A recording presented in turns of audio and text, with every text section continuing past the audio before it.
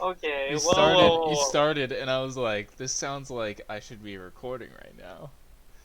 All right, all right, all right. So I found the new best meal in the whole wide world.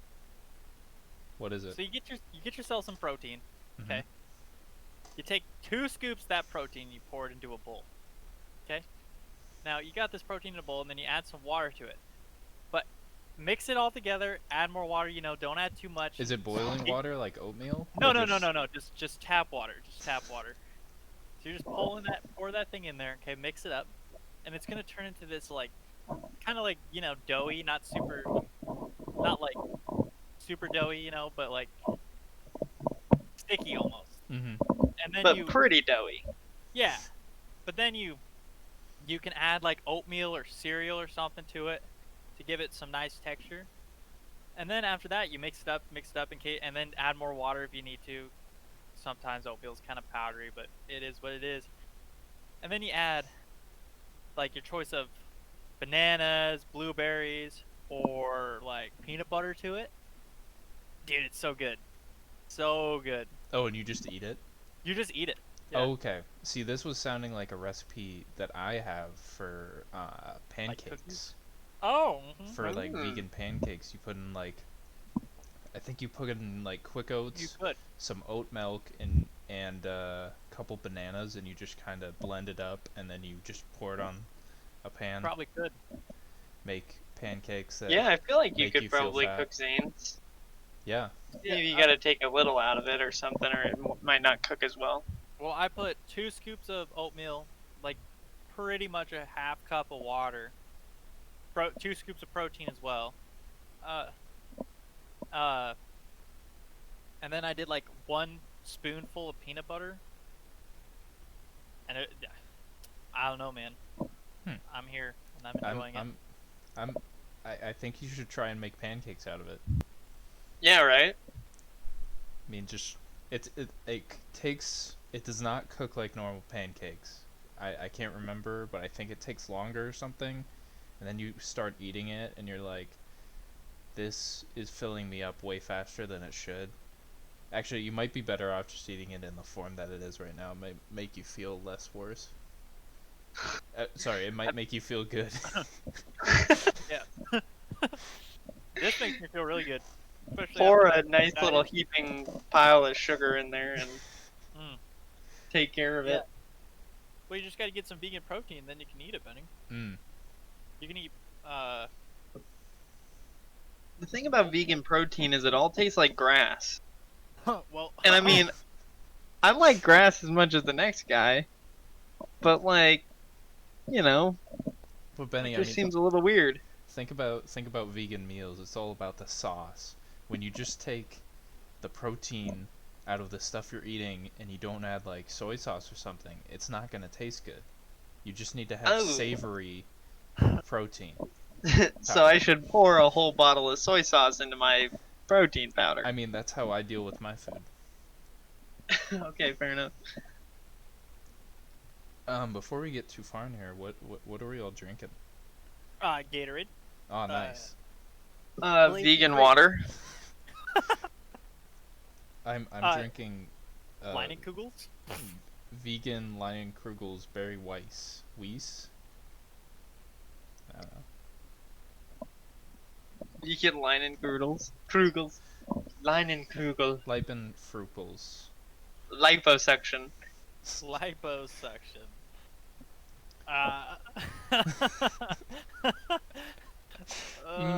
Appetizer. So, let's knock out our first topic here. Okay. What would you? So, I see the 76ers being the 80s Lakers. Yes. So let me explain this. So, the classic 80s Lakers. You're talking about a starting lineup of. We'll just kind of compare the two teams as I go through. We're talking about a starting lineup of Magic Johnson, whose direct comparison is obviously Ben Simmons. Then you're Right. talking about Michael Cooper. So not a super well-known player, but I think he might have made some All-Star teams. Like, he was pretty good. He won a Defensive Player of the Year. And I guess we're comparing him to Josh Richardson, who like has played defense in his life and is like a pretty decent scorer. Like he's more known for the scoring stuff, but he is good at defense. Then moving over to small forward, we got James Worthy, or James Worthy, as I like to call him. I thought he compared to Tobias Harris. Obviously, Tobias Harris That's is true. a little bit Tobias worse. is. Tobias Harris is worse, obviously, because I kind of forgot about Tobias Harris. yeah, the big difference between the two is one of them has way too big of a contract, and the I'm sorry, and the other is James I thought Worthy. you meant the teams. And the other one's retired. Yeah.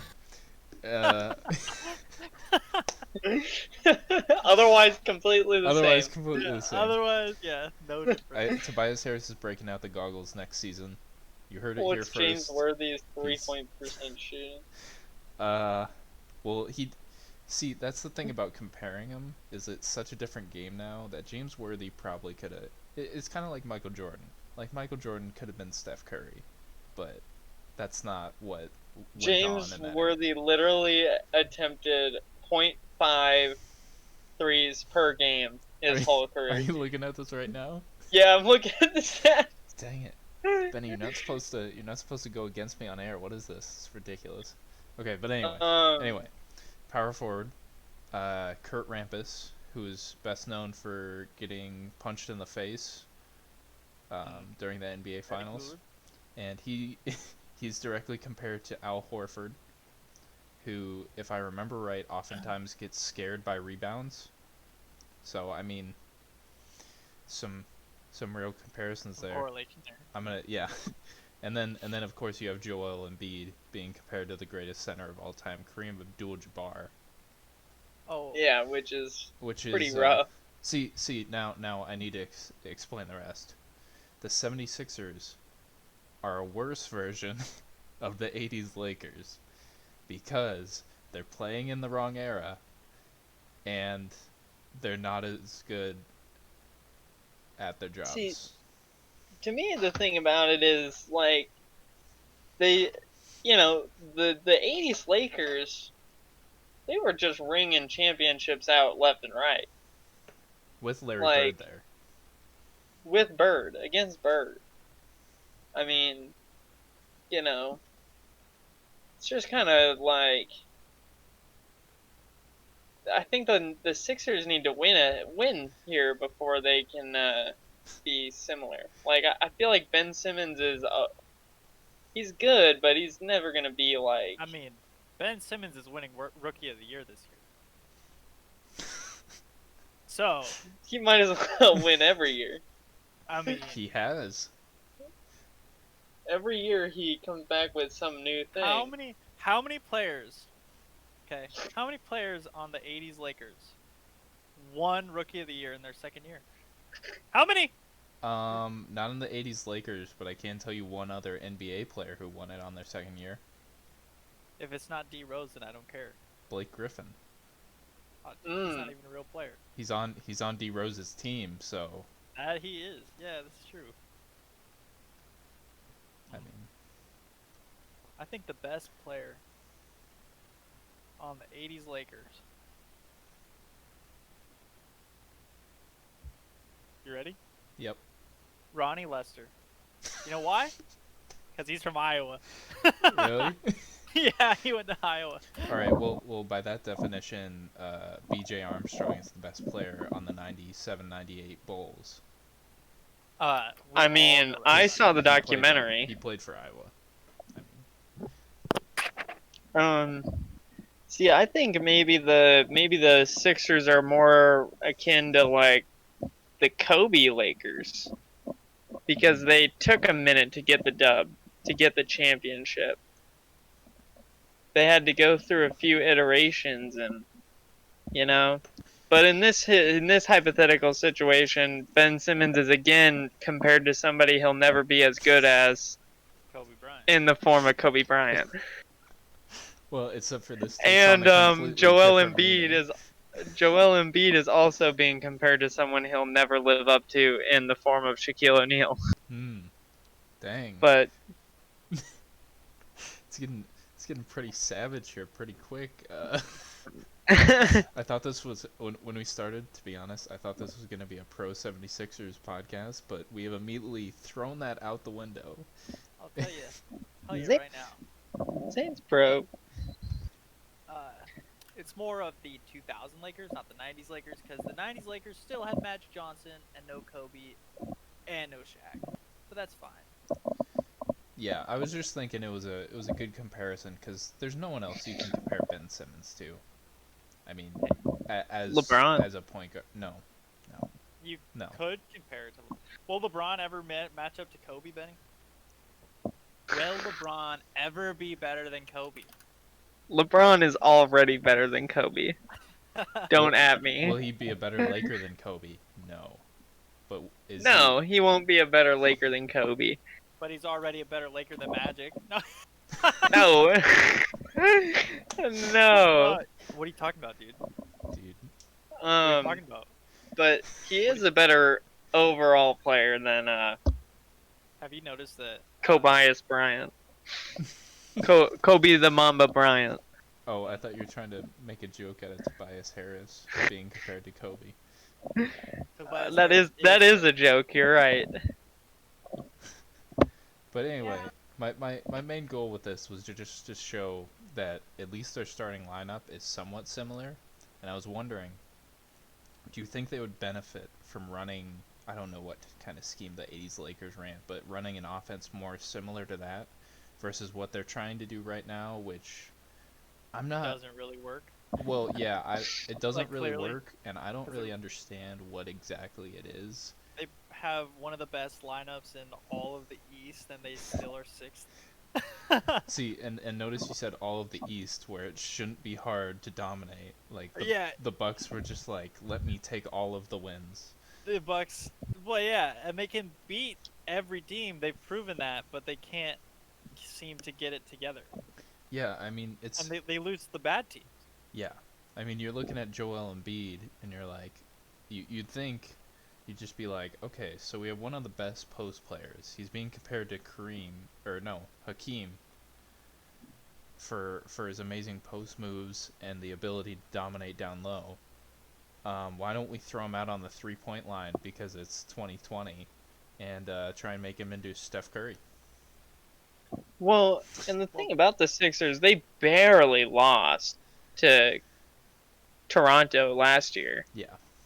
And They could have easily played in the finals, but would they have beaten the Warriors? I don't know. Would the same situations go down where everybody gets injured for the Warriors? I don't know. if they're all injured, though, I don't think that the Warriors had a player that could go one-on-one with Embiid. But here's don't the think so thing. either, Do but- they give it to Embiid in the post? Yeah. Because- and Probably not. The Yeah. other question is Embiid going to stay healthy through the 7-game series? Yeah. That's Embiid also never- true. Embiid's, I mean, how many... He always games misses is- one. Yeah. How many straight games is Embiid actually healthy? You're right. I don't know. Like, what is that stretch? Yeah, how many It's gotta be, game? like, How many? 5-game stretch, dude. If they can't beat many- him 4 straight, then he's not doing it. How many 7-game series did Kareem sit out 4 of the 7 games in? Yeah. Well, when's Joel Embiid just gonna give up and get some metal legs?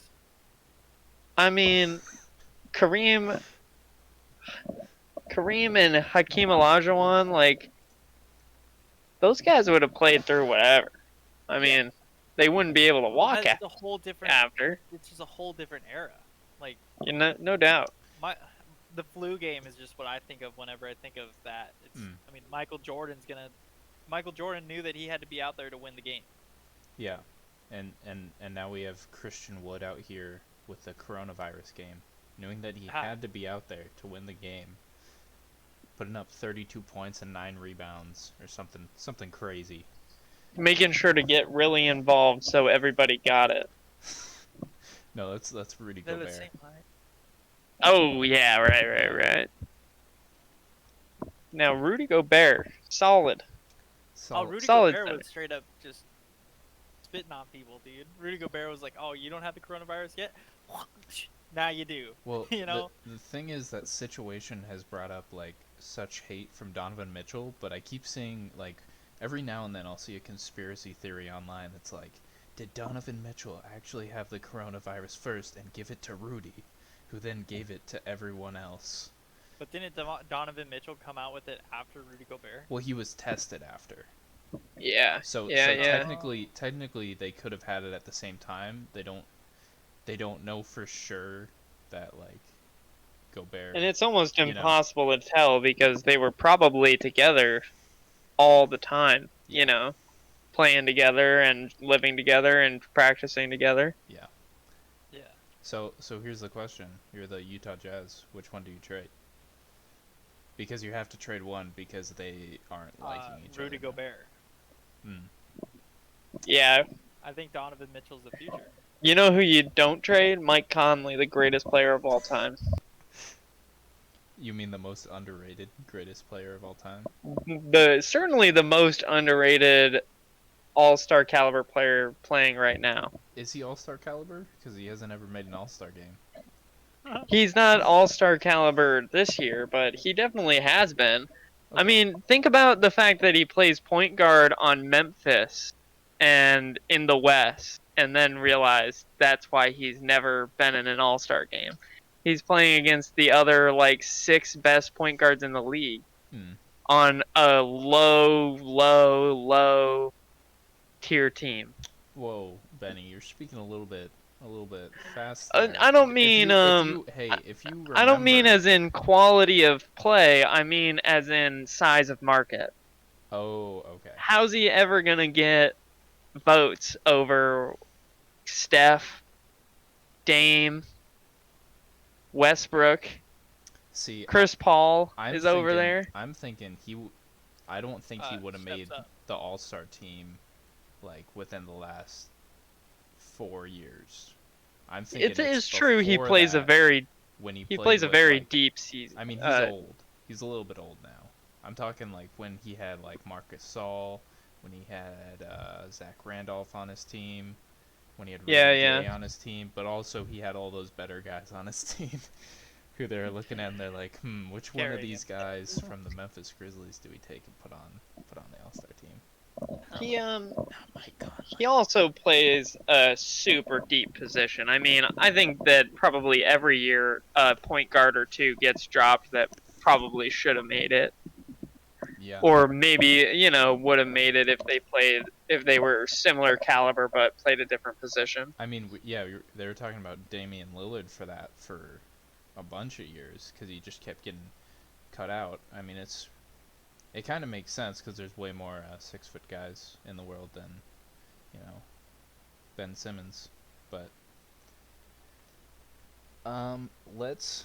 speaking of Ben Simmons, we're going to hop over to Ben Simmons' three-point shot. I've kind of got a little bit of a 76ers run here going.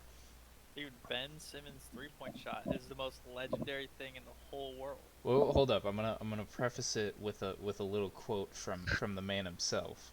So Ben Simmons was recently quoted as saying, right now, if he were to start taking three-point shots consistently, so like maybe 4 or 5 a game, he could shoot 30% on threes.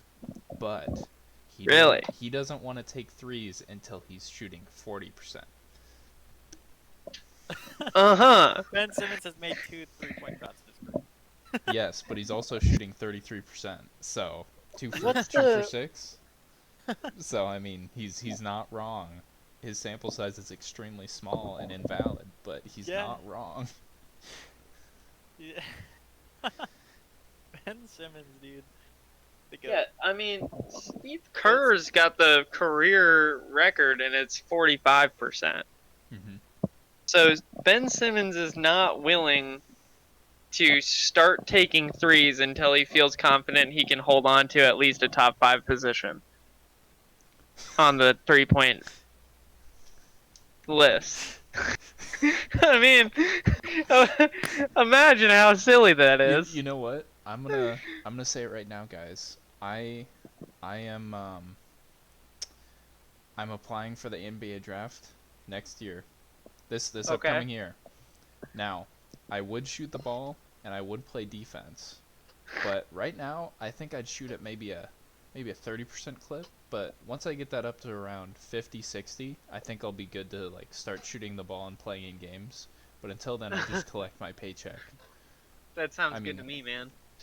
that's what Well, just I mean, imagine it like, how are you gonna pull that? Like, if you can shoot at 30%, like bump it up into the 35s. Realize he's gonna get like 10 or 15 games where people just don't guard him. Oh Uh-oh, Caleb's become the bottom of his computer. no. Maybe we'll just have to turn off the thing. You know that Yeah, Like- it's preseason being he was held up shooting by an one- eraser. Just he so was you shooting 100%. No, know. in in preseason. preseason. Yeah. He shot one and Alright. made one. So he was 100%. That's all that matters. Okay, That's all that Huh. matters. I'm gonna That is all that matters. I'm gonna take you guys in a little time travel machine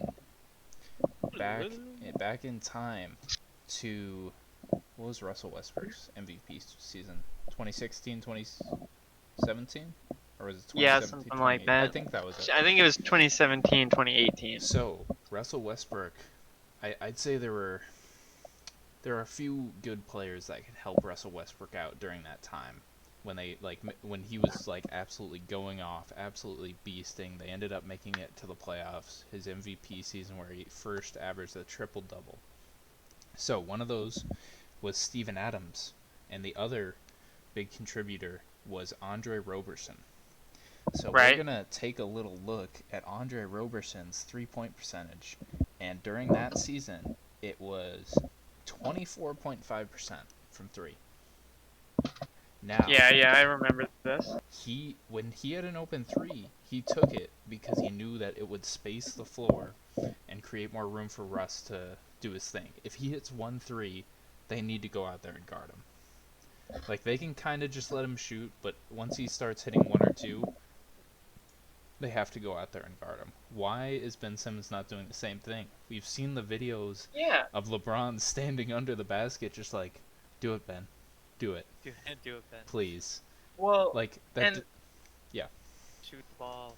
I mean, if he starts shooting and he makes 30%, and he starts making 2 or 3 a game, People start like seeing people it. spread, and B doesn't get doubled every time he goes into the middle because they know Ben is gonna have to come in the middle too to get any points. Mhm.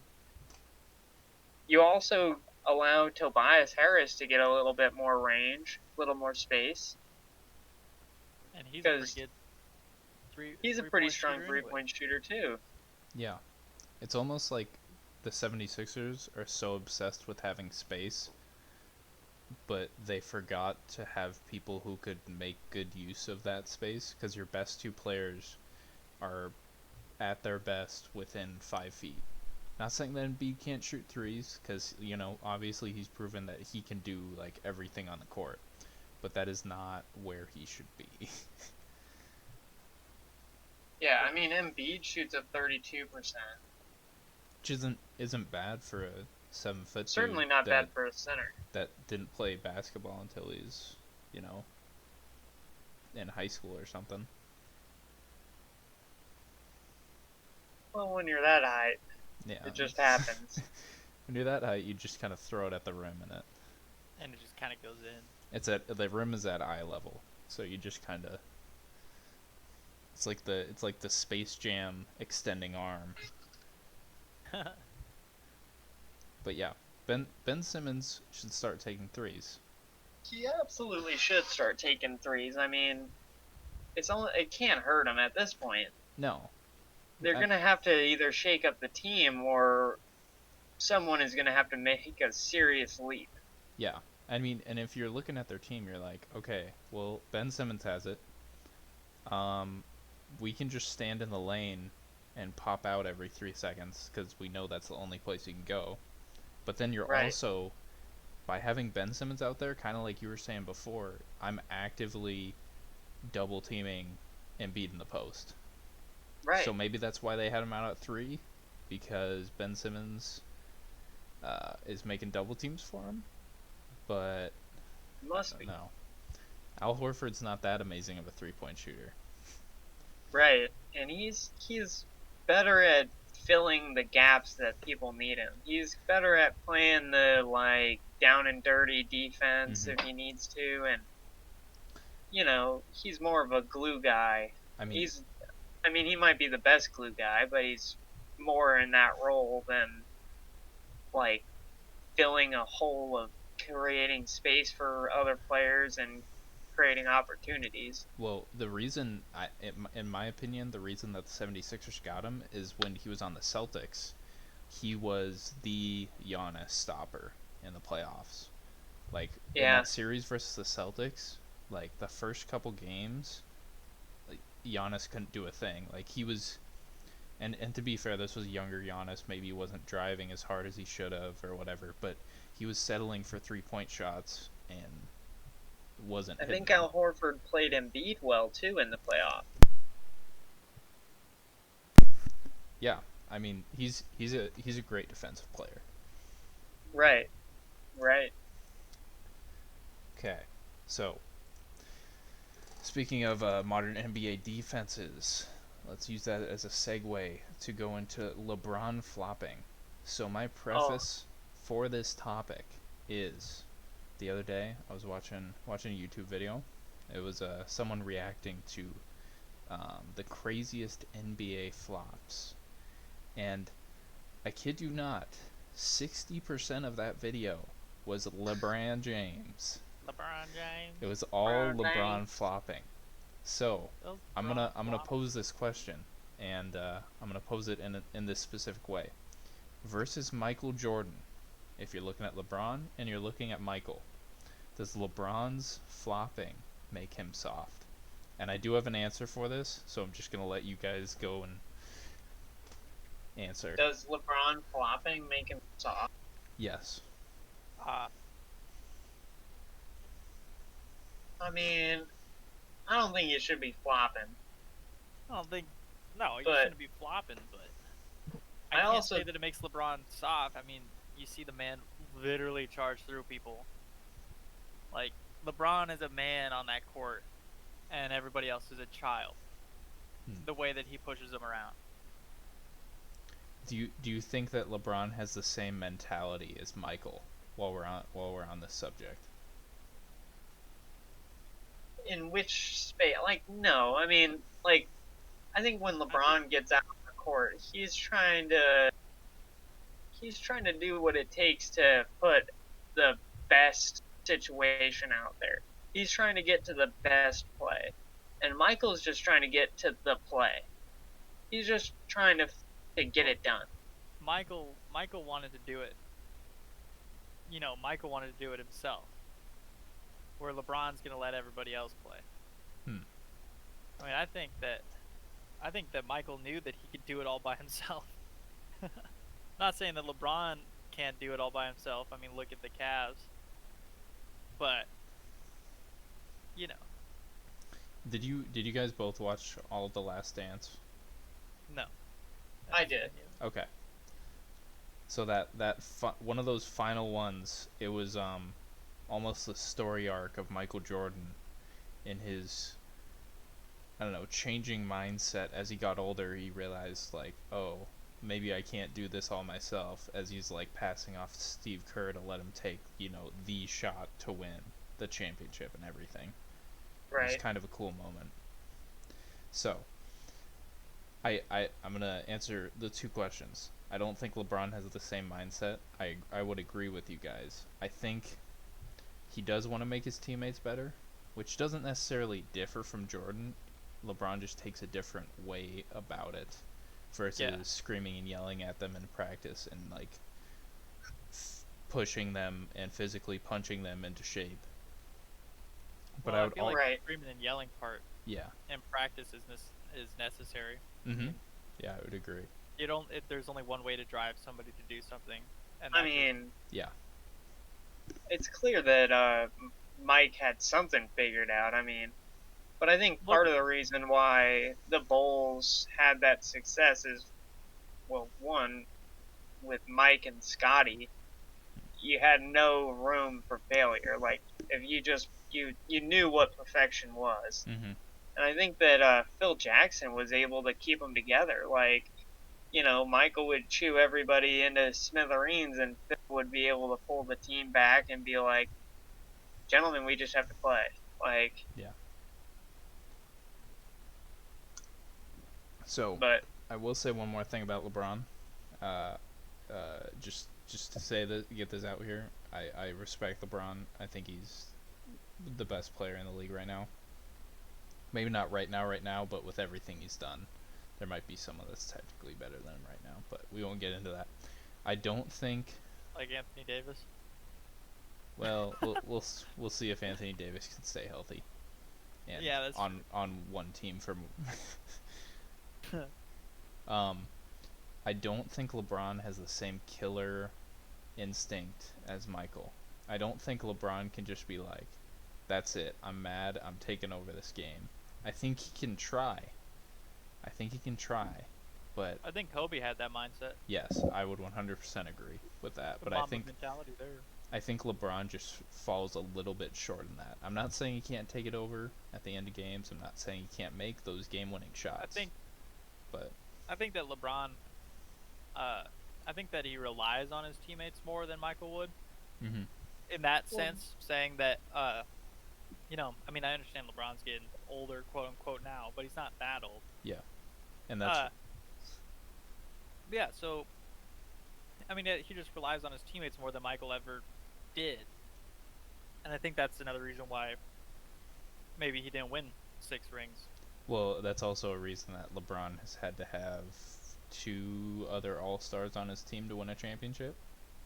Yeah. Right. Versus Michael needing Scotty. Not to say that the other players weren't good and important, because they, like Dennis Rodman. well, I guess yeah, he was an All-Star. But I'm saying for the first 3. Yeah. Leaving Right. Dennis out of that. But like, he did have perfect role players around him that did their job to a T, did everything that they needed perfectly. he also had Horace Grant. Oh, that's true. That's true. You're proving me wrong, Benny. Dang it. I mean, do I think Michael? You're right. This is also. I mean, I feel like this is kind of the debate of is LeBron better than Michael? We'll But you can't debate that. exactly. Here's the thing. So Let me get my 2 cents in here. okay, yeah. So here's the thing I think about with Michael and LeBron. And let me take a step back and say, I think the reason why no one really talked Kobe being better than Mike is because Kobe is just like Michael. Mm-hmm. He just won less. He just did less. He just did a didn't have little as many. less than Michael did. And that's why Michael is always better than Kobe. The reason why the LeBron conversation is actually a conversation is because they're different players, because they exist in such different mindsets. And I think that the difference between LeBron and Michael is that I think LeBron knows what he wishes was going to happen in the play. He can see the play unfold, and he knows what the right choice to make is. I think he makes that choice every time. I don't think LeBron ever thinks that me just driving and getting it done because I can is the right choice. And I think that Michael, and I think the reason why Michael has more rings is because he understood that sometimes the right choice is to just get it done because you're the best player in the world. Like, yeah. You think that the right choice was letting J.R. Smith get the rebound in the final couple seconds of the? I mean, the true fact is, like, there was probably 5 or 6 years where LeBron was actually unstoppable. If he had the ball, he was gonna get at least 2. Yeah. And he took those years, and he did make it to the finals, but one of those years was the first Spurs game, and they got swept. Another time it was just kind of like because he wanted to go to Miami, so he just didn't give it 100% that year. And I think if he had won that game, that that Dallas finals, Yeah, people would think a lot different of him too. that is true. So He's also the only person to come back from a 3-1 deficit. Yeah, I mean, in the finals, yeah. You can, The thing, and that is one that you can truly say that LeBron pretty much won the whole thing. That is true. well, I remember talking about it when it was going on, and people were talking like LeBron might get the MVP whether they ended with the trophy or not. I mean, I say that that LeBron pretty much did it by himself, but LeBron had his Pip in there too, and Kyrie. And his Dennis Rodman and Chris Oh wait, no, wrong. Kevin Love. Kevin Love. I mean, but Kevin Love. Love. We might trash talk Kevin Love, He but did play well Kevin, that series. Yeah, Kevin Love actually had a really good series. And he never played well again. And he never played Yeah, well he again. gave everything he had. Well, LeBron he got a ring sacrificed. from it. Yeah, Hey, dude, I don't know. Yeah, It was almost like an alternate Space Jam where instead of the monsters stealing their skill, it was stolen into the ring so we could just have a ring. yeah, he had to do what he had to do. Man. I Okay. mean, that's the thing. It's not like Kyrie had a bad. Mhm. Kyrie played some of his best basketball They- too. Both had 40 points in back-to-back games. That is Yeah. And that The was only time ever where teammates had 40 points a game in back-to-back games. and that's in my opinion, that is best Kyrie. I don't Yeah, I don't Whatever think Kyrie's he's gonna doing right now, no thanks. Yeah, I don't think he's ever going to be And- better than that. I mean, he's trying to replicate it with Kevin Durant, but Hey. it's going to be an awkward meeting when they both come into the room and they're like, and the Nets are like, all right, our single best franchise player, and both Kevin Durant and Kyrie Irving step forward and look at each other and are like, wait a second, I thought this was my team. I mean, if you're talking about like best before the Nets, clearly Durant. Well, yeah, I mean, But like, I I never- think that Kyrie's gonna play better than Durant for the Nets. oh, hold up. Okay, That's a bold stance let's to take, my let's friend. write that down on our list here, and we're gonna come back to that in a minute, but I'm gonna finish up this segment that we're on so we can move on to that. So what was that take? That Kyrie's gonna be a better net than Durant. Okay, I wrote the opposite, but okay. So our topic was LeBron's flopping.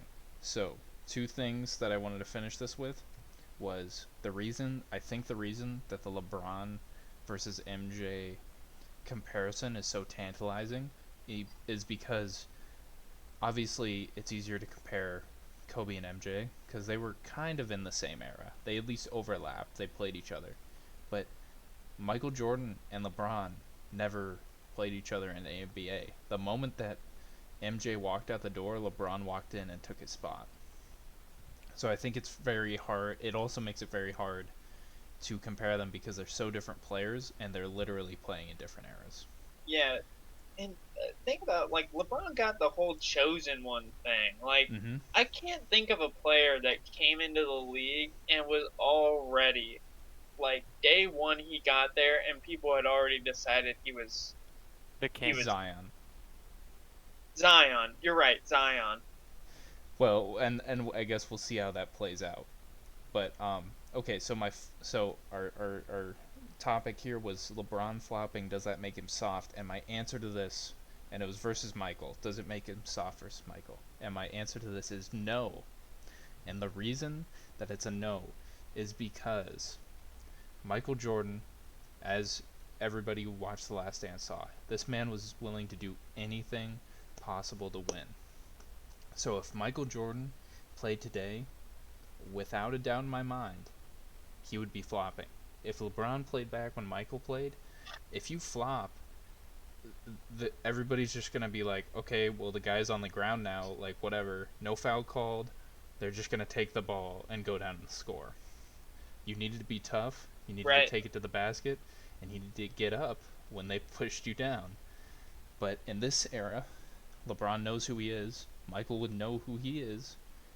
If he could get the foul, if he could give his team that advantage, consistently through a game by throwing his body around the court, oh yeah, he would definitely do that, no doubt.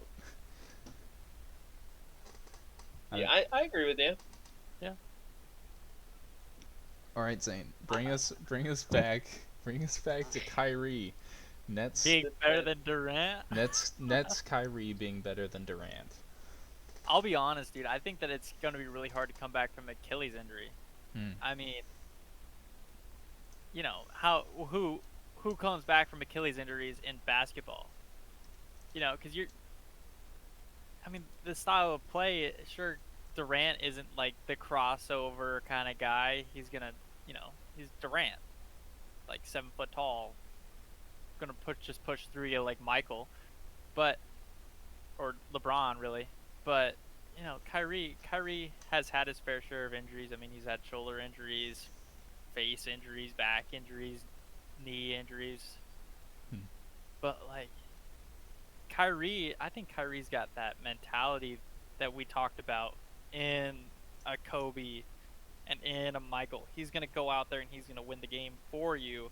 He'll drop 50 points if he has to just by himself without having, you know, he'll just take the ball and go. I think that the easiest comparison for Kyrie is Kobe Bryant. Him or, you know, like an Allen Iverson. But I think that I would say he's more of a Kobe Bryant. He's got the build. No, he's 6'2", 195 pounds. The guy, yeah, no, he's more of a Kobe Bryant if you ask me. Okay. See, I'm looking when you said what other players have came back from an Achilles injury. I found an article. It's going through people since 2007 that have had Achilles injuries, and it's comparing their year before they had it and then the year after they come back. Okay. So we're looking at guys like Elton Brand. I'll just pick some of the better players out of here. He was averaging 20 points per game, 9 rebounds before. When he came back, he was averaging 15 and 8. See, that's close. Yeah, but you also have to take in it. Oh, I guess Elton Brand might be the best one on this list because his age at the injury was 28, and I think he. Oh no. Oh yeah, it's best post-injury season, and his best post-injury season was 3 years later, 3 years after it, and it was still less. The other guys on this list are already 35, 34. You got Kobe on here. I mean, that's kind of hard to compare because he is like. So Kevin Durant's 32. Yeah, it's hard to compare with some of these guys because like they're already kind of old. But I mean, the most recent one we have on here is DeMarcus Cousins. Okay. Who obviously we know came back and then got injured immediately. My thing is that, you know, I mean, Kyrie's had his knee injury and then he comes back out and he has a shoulder injury. You know, is Kyrie as durable? I don't know. But he's shorter, so probably. Yeah, but he's got like 30 injuries in his career. Yeah. And he's been around for 8 years. I mean, Kevin Durant's got like 8, and he's been around for 12. Yeah. But yeah. Go ahead. My thing with the Kyrie versus Kevin Durant is if you look at their careers before this, 100%. Obviously, if you're looking at just better, like, player to player, Kevin Durant, 100% top. I'd agree with that. Top 2, top 3 player in the league pretty much every year he's been in the league. MVP caliber player versus Kyrie, who, I mean, he was playing number 2 in Cleveland, which really wasn't a number 2 because, like, obviously, like we're talking about, he was 1B. Yeah, 1B, exactly. yeah. He was putting up 40 a game with LeBron. He was amazing during that series. He was dribbling LeBron around. doesn't win without Kyrie, that's for sure. I mean, he's not the only reason, but he's probably the biggest reason why the Celtics had a turnaround. Yeah.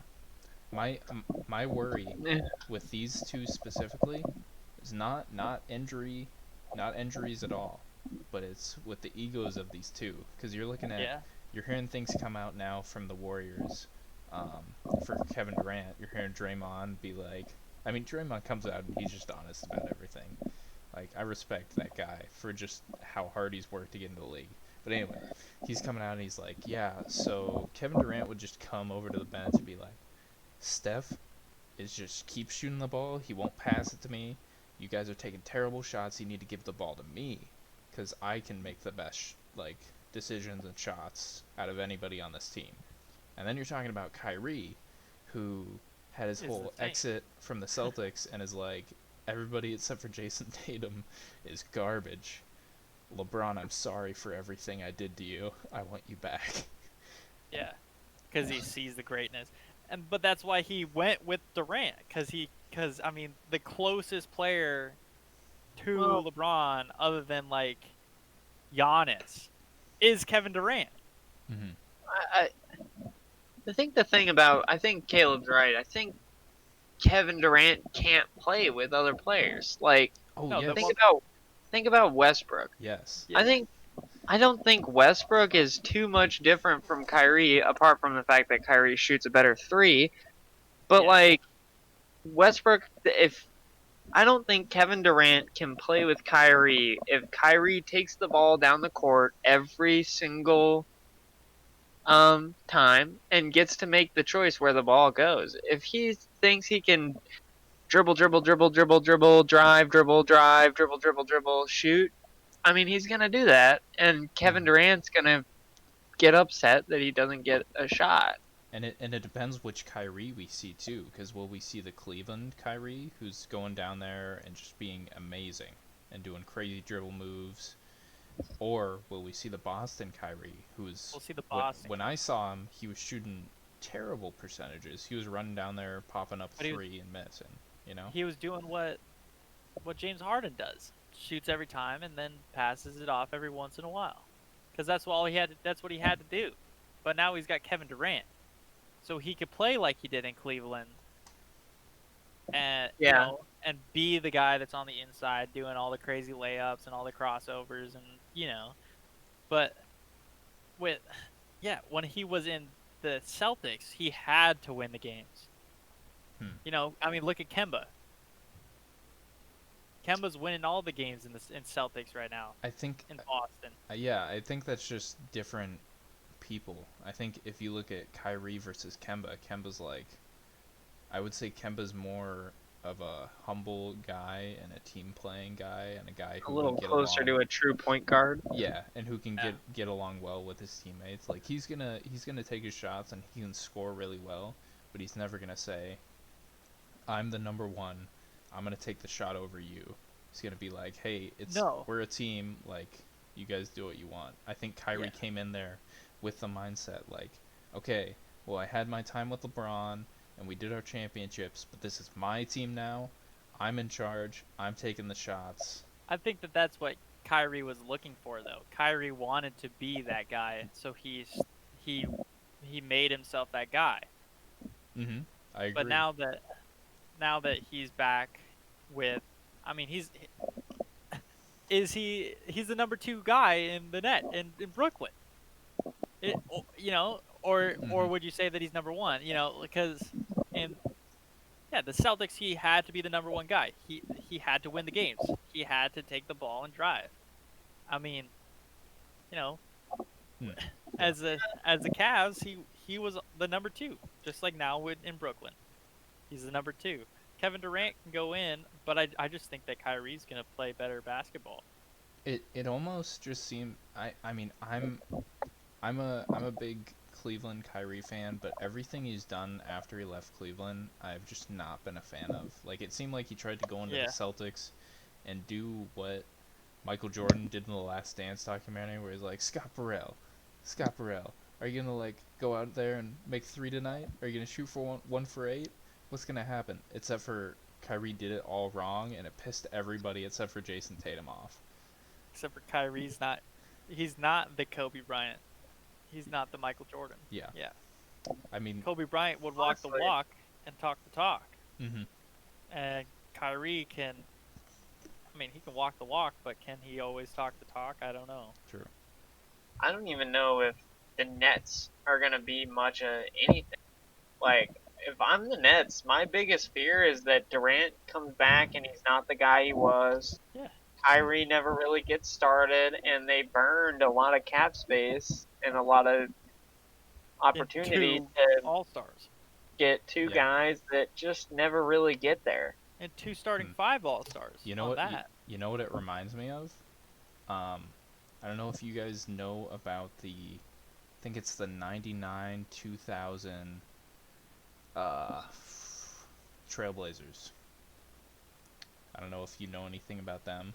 I mean, it's a little bit different, but I think because theirs was more old age versus uh, the Nets is kind of injuries and age. But um, let's look at their roster real quick. So I know a couple of the guys off here. I know they have Scottie Pippen. I know they have Arvinas Sabonis. So these guys are all old at this point. Let's see. So we got Rasheed Wallace before he was like good Rasheed Wallace. When he was 25, we got 34-year-old Scottie Pippen, 30-year-old Steve Smith. We got 35-year-old Arvinas Sabonis, who, if you don't know who that is, he's Domantas Sabonis' dad and one of the best players in European basketball ever. Like, if he would have come over a few years earlier, he would have, without a doubt, been one of the top centers to ever play in the NBA. Because he was uh, almost like Nikola Jokic. Like, he was an absolute amazing playmaker, but could also dominate in the post. You have 37-year-old Detlef Schrempf. You got young Jermaine O'Neal. You got Stacey Augmon. You got Bonsai Wells. You got Brian Grant. You got 26-year-old Damon Stoudemire. Like, these are some good players. These are some all-star players in their heyday, but they kind of came together a little bit too late and didn't end up getting as far as they would have if they had come together sooner. I think that's what we might see here, kind of like you guys were saying. Yeah. I think, yeah, if I'm the Nets, that's my real fear is like that they just put two guys in there. I think they might get 1 year, but I think that, Kyrie's you know, 28 and Kevin Durant's 32. Mm-hmm. It's just, I mean, right. it's such a. I mean, Kevin Durant. You're right. Kevin Kyrie Durant. might last Yeah. a decent while. Wait a second, guys. Didn't they pay? I totally just remembered this. Didn't they pay DeAndre Jordan a bunch of money to come there as their number three, as their like Kevin Love, as their Chris Bosh? I thought he was with Dallas. No, no. They paid him a boatload of money. Didn't they?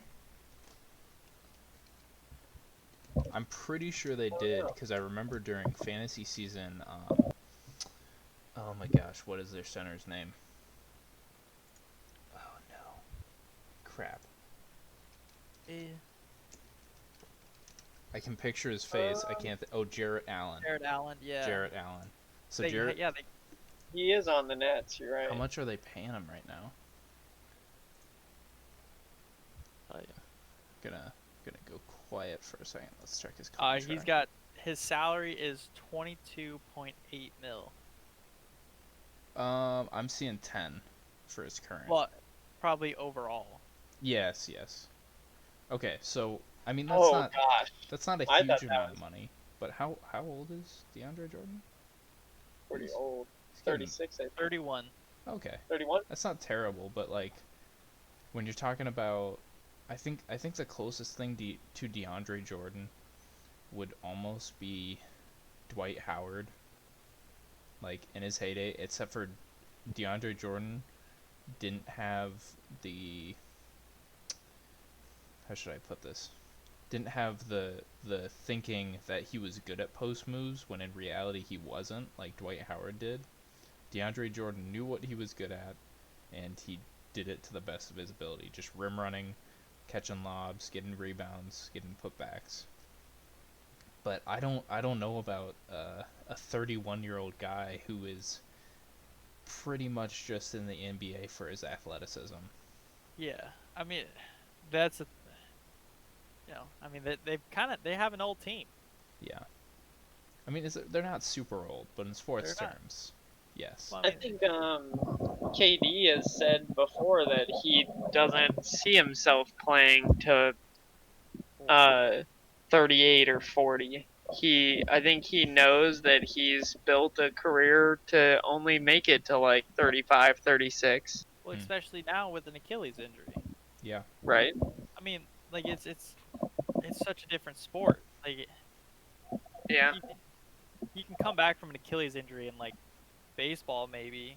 I mean, I'm not like you can't like in football, soccer. I mean, you just put You're them not as gonna your come. designated hitter, and you're fine. Like they don't do anything; they just go up to bat and they need to walk to the base. Yeah. I mean, like like it. Yeah, I don't know what else to say about that. Like, in basketball, you can't just stand and shoot. I mean, you can. I mean, if you're 6'10" as Kevin Durant. Yeah, I'm thinking.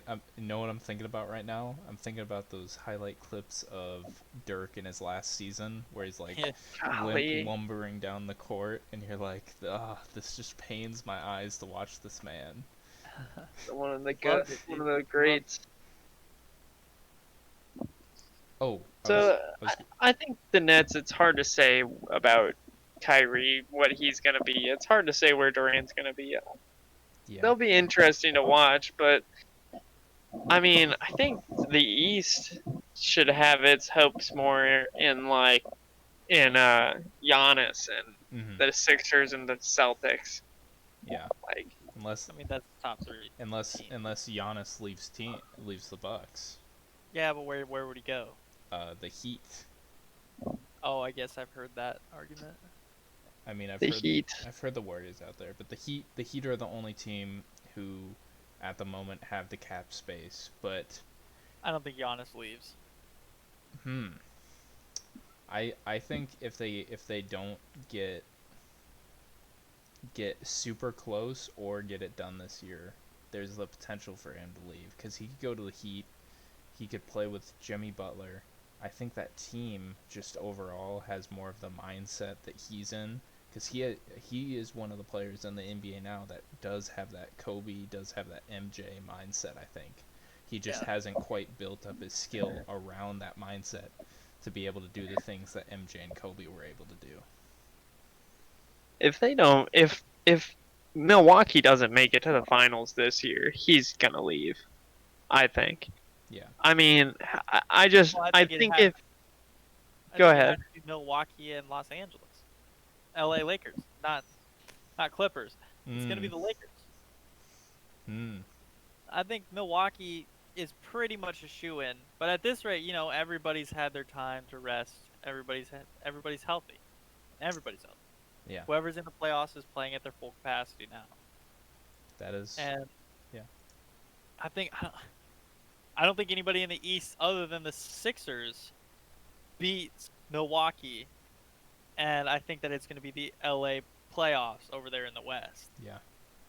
Yeah. But Well, that's maybe the. Denver slides in Yeah. or Houston, but that's about it. I don't think.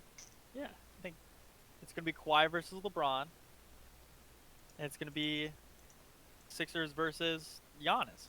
Mm. Yeah, I realize that Benny has his mic muted right now, but I was gonna make a comment a couple minutes ago about how DeAndre Jordan is a vegan, and his Is numbers have he? been going down since he became a vegan. Unfortunately, now Yeah, that well, could Legend. be because the he's entire I on the, crappy teams and keeps getting traded, and he's old. But the I saw entire his three. Titans organization is vegan, and they went into the AFC Championship game last year. So, hey, oh, what were you gonna say, Benny? I saw his free throw percentage was going back down. oh, it's just affecting his eyes. Oh yeah, not enough carrots. Yeah. Not enough chicken carrots, actually. Mm, Chicken cutlets, yeah. if you ask me. Yeah. Okay. So Zane, you're talking about teams in the East. You're talking about teams in the East that could possibly take the Bucks. So, it Yeah. is reported with this new playoff format, they're gonna do it like March Madness, obviously to make up for March Madness. So there's gonna be nine. It's gonna be 22 team tournament. It's gonna be Yeah. 9 Eastern Conference teams and 13 Western Conference teams.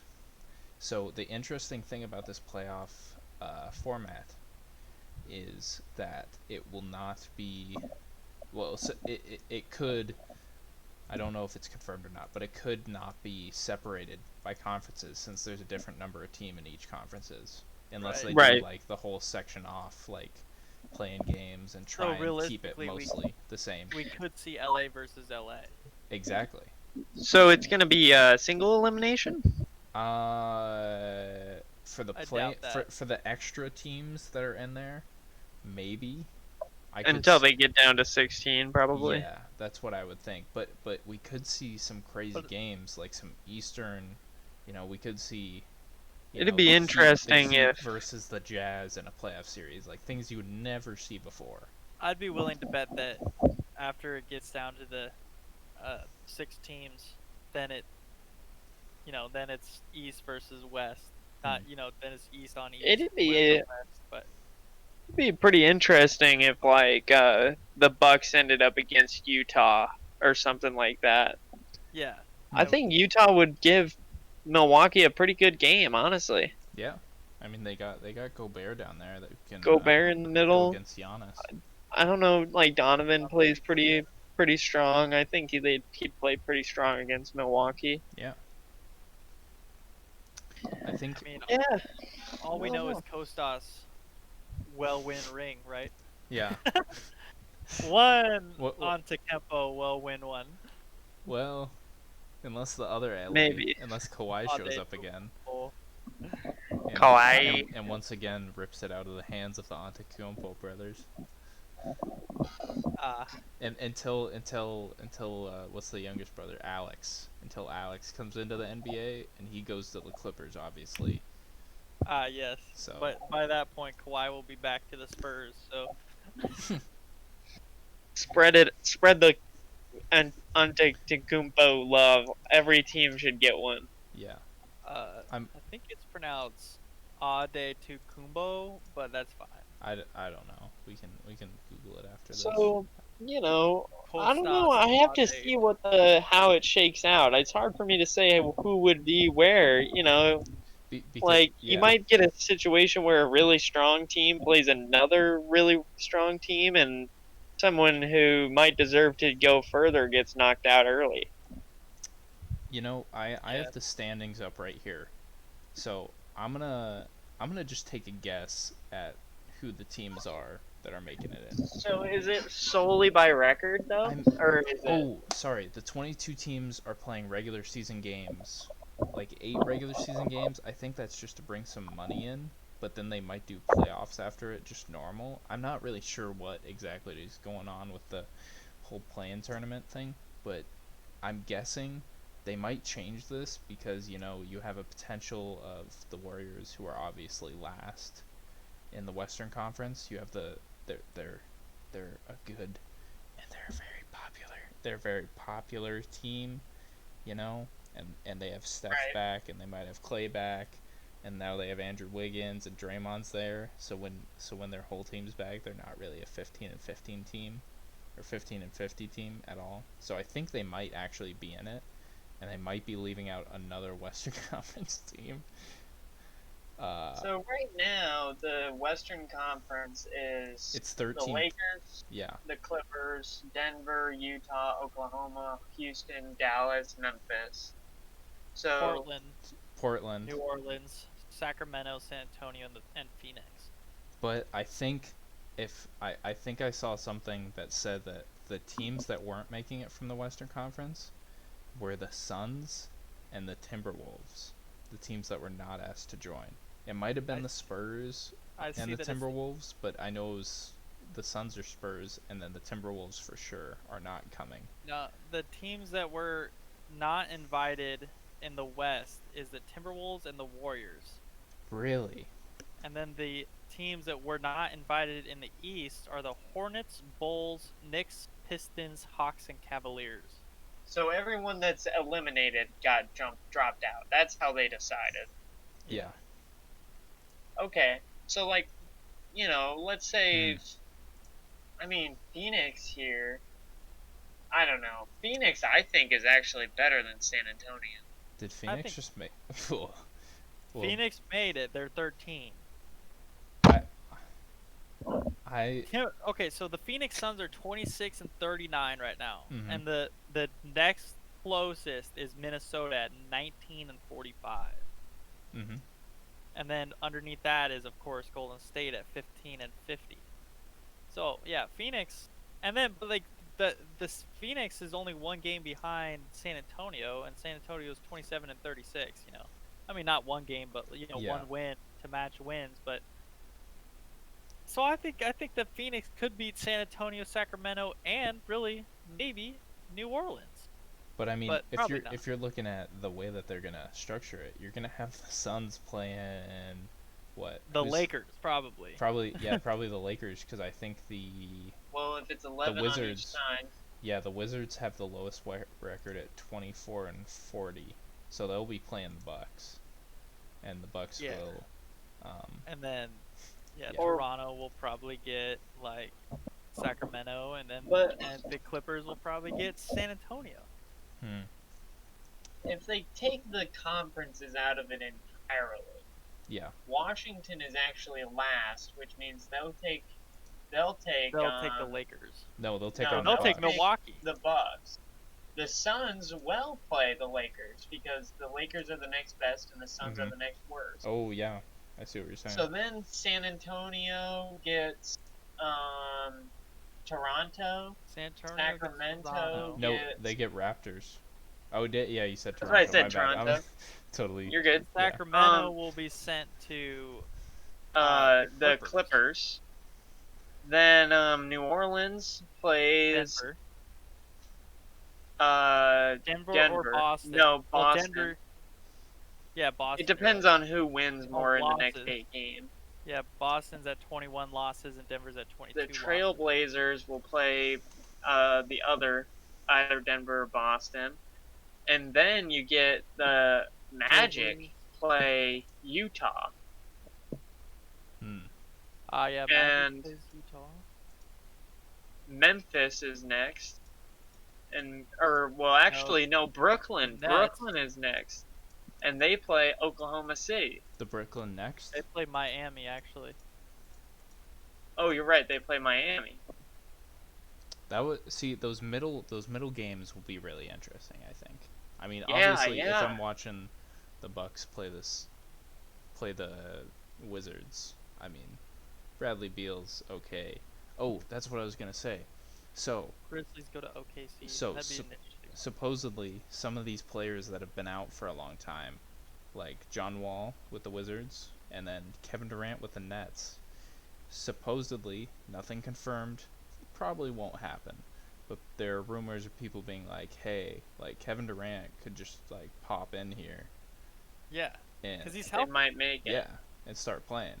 But He then is the question listed is, as out, but yeah, so would they have to, since he's listed as out, would they make them be out?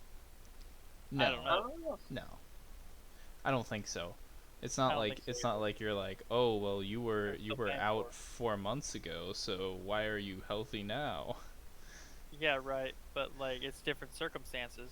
Yeah, exactly. And you can't I- play it like it's the circumstances of normal, because it's not. I actually wouldn't be surprised if they stopped KD from going back. They might make you take your roster from the day that they stop playing and make you finish with it. Yeah, and then based on 'Cause- like when he was supposed to be back, then he could come back. Like if KD was supposed to be back the next day, then he could come back the next day. But like KD wasn't supposed to be back for 4 months. See, my thought would be, that's probably the most fair thing to do. But my thought is, if you guys want to bring back KD, you're taking a huge jeopardy on one, if he is actually fully ready, and his future playing career with your team, and you having to pay him a bunch of money for sitting on his butt because he re-injures himself. So it's like, do we actually go for this? Like, how much of a shot do we actually have this year? Versus like, let's just let him like rest for what, Well, with a five guy like- more months? Yeah. With a guy like KD though, I mean he's an instant impact player. Mm-hmm. like KD and Kyrie playing together, we don't know how it's gonna work, but for all we know, it's instant impact. Mm. Huge. That is true. I mean, I honestly don't think, but you gotta also think about like every player is gonna be a little rusty, but KD is really rusty. I mean, Do you think KD has been practicing? but I mean, they've let yeah, players back into their practice facilities for like a couple weeks at least now. right. Sure. And LeBron was obviously doing his secret player meetings and games and practice with when they had all the stay-at-home stuff and things like that. I mean, you can't expect a professional athlete, to not be giving all through injury and everything. Exactly. That's Yeah, fair. KD's gonna be more rusty than like LeBron because he hasn't Right. played yet this season. But And I think LeBron exists in a pretty permanent state of being pretty fit. I mean, I don't think LeBron takes any weekends off of his fitness routine. I don't think KD does either. But KD's been hurt, is my thing. Yeah. I know, but Like, he's still out there shooting though.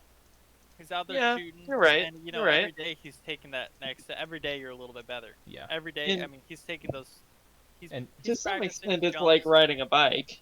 Yeah. If you take the same 3-shot a billion times and then you don't take it for a couple months, it's not like you just forgot how to do it. Exactly. And you're talking about we're in a little bit different of a time now because you're talking about guys like, you know, Joel Embiid, all these other guys who maybe it's not specifically that Achilles injury, but they're going through these big injuries and they're coming back and they're not bad.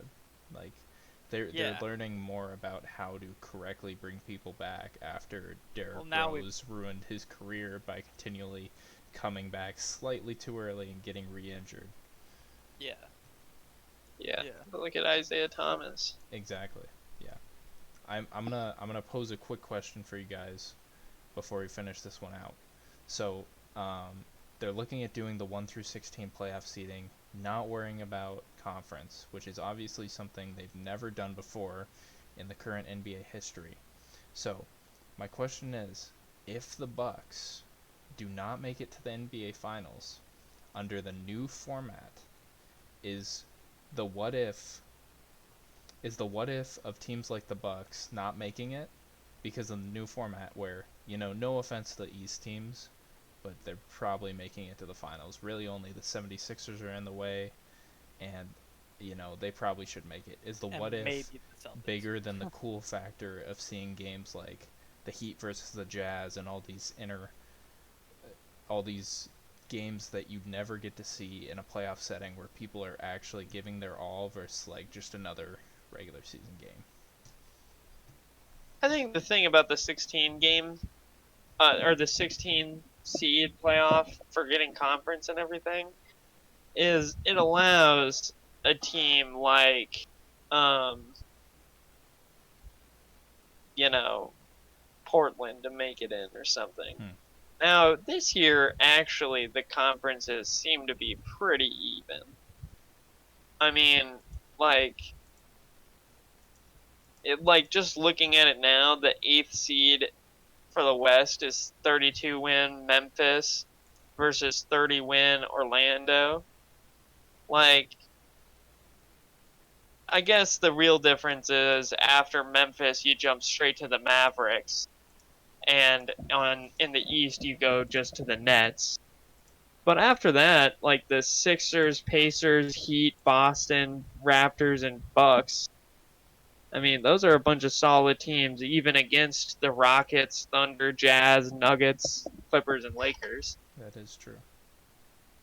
I think the thing about the 16-game season, or the 16 seed thing is, I think it might just be a little bit confusing. It's like you play all this time as a conference and in your division and in your conference and have it organized like that just to drop it at the end. Like, if they're going to do that, I think they should dissolve the conferences entirely and just have a 30-team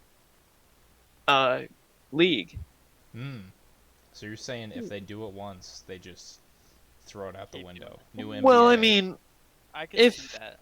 if they're gonna do the 16 seed thing, and it's really what they're gonna do, like they ought to go all in on. I think. Now, I don't have if they're gonna just try it a couple years or something and see what happens. It's not like they have to burn the whole ship just to give it a shot. But True. I mean, the reason that they were proposing doing it this year, from what I heard, is that, I mean, they could do this normally, but one of the bigger reasons is, they're the Eastern and Western conferences for a reason. So travel for playoff games. You're talking about playing 2 games in a city and then Yeah, you can't taking set. a day off and getting back to a game in a completely different city. So you're talking about right, traveling potentially across the country if you're going from LA Sixers over to to LA. Yeah. Philadelphia, you know. But since they are all going to be in Disney World, which ironically, after they win the championship, they don't need to say where they're going because they're already there. But So wait, your question was, does it take away from? so my question was, if we're looking back at this in 10 years, if old Giannis is sitting in Michael Jordan's chair in a documentary and they're saying, you know what? Back there in 2020. Yeah. If they go with the new format, it's super cool, super intriguing. I think it would be so entertaining to watch. It would make for great TV, but would it make the teams like the Bucks, who kind of have a guaranteed finals victory, or not finals victory, Not but making victory, it to the yeah. finals, appearance. would it make them say, if they would have just done the Eastern Western Conference, we would have for sure made it to the finals, and I think we would have had a shot at winning a championship versus, let's say, they get knocked out because of this different way of seeding by somebody in the Western Conference who is better because they're in the Western Conference. Does that make them say, if it would have been normal, we would have been in the finals, we would have been up against LeBron or Kawhi, and I think we could have taken them. See, I think that okay, so Milwaukee, I mean, on paper, with wins to loss, they're the best team in the NBA. I mean, sure. does that mean that they're not the best? Okay, so if Milwaukee and the Sixers, so saying that it's the same bracket, the same setup, Yep. they're in the Eastern Conference Finals. I think that, I mean, it's hard to say because we might not see it, but we've seen them play. And I mean, the Sixers have beat Milwaukee, and Milwaukee has beat the Sixers. I don't think that Milwaukee is going to sweep the Sixers. No. And I don't think, but I mean, is Milwaukee better than Miami right now? Yeah. Yeah. But is based on standings, are they better than the Sixers? I didn't realize that the Sixers were down that far. Yeah, the Sixers are in 6th. I But thought, no, I mean, the Sixers were second. Can Milwaukee stand up against the Clippers? Let's say that they go face to face. I don't think Milwaukee can stand up against the Clippers. No, and that's my thing. But Milwaukee can stand up against Houston, I'd say. Yeah, like if Milwaukee, for whatever reason, faces the Clippers before the finals, would they say, well, if it was normal, we would have just been facing, the Raptors or the Celtics. Yeah. We would have stood a chance against them, but we're playing the Clippers. They got Kawhi, they got Paul George, they got Patrick Beverly, they got all these guys. But I think the argument is look, if Milwaukee deserved to be champions, they would beat the Clippers whenever it came time. They would go in there and they would win. That's fair. I think it depends. I think your point is kind of putting such a huge value on playing them in the finals and making it different. But I think if Milwaukee deserves to be champions this year, they're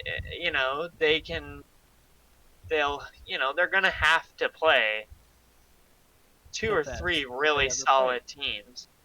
Sure, first they're gonna get to slaughter Orlando, but after that they could get the Pacers, they could get Philly, and then they could play the Eastern Conference Finals against Boston or Miami. Both thing those is- games are going to be tough. When you think of Milwaukee, you only think of one guy. Most other teams, you think of multiple players. Well, I mean, Like- he has Chris Middleton. He has his Scotty. Yeah, and they've got Yeah, but Rob Lopez, or it's not Paul Lopez. George and They Kawhi, have both the Lopez's. They have and both it's the not Lopez's. Anthony Davis and LeBron. Yeah. Like, Yeah, No, I would It's agree with not- that. My thought I mean, was I more. wouldn't even say Yeah, what were you saying? I wouldn't say that they really compare to Ben Simmons and Joel Embiid. You know, No, when I would you think agree of with those- that. yeah, when you put the you say those two names, it's. I mean, yeah. But the thing is, I think our next topic is the Suns. So, the big thing is, paper versus reality.